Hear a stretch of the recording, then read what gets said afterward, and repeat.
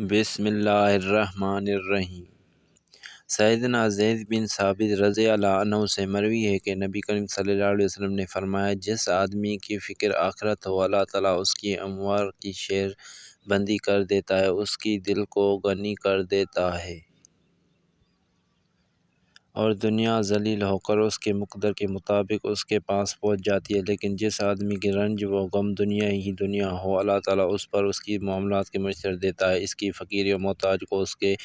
آنکھوں کے درمیان رکھ دیتا ہے اور اسے دنیا سے بھی وہی کچھ ملتا ہے جو اس کے مقدر میں لکھا جا چکا ہوتا ہے۔ سیدنا عبداللہ بن عباس رضی اللہ عنہ سے روایت ہے کہ رسول کریم صلی اللہ علیہ وسلم نے فرمایا، اپنے باپ کو گالی دینے والا ملعون ہے، اپنی ماں کو برا بھلا کہنے والا ملعون ہے، غیر اللہ کے لیے ذبح کرنے والا ملعون ہے،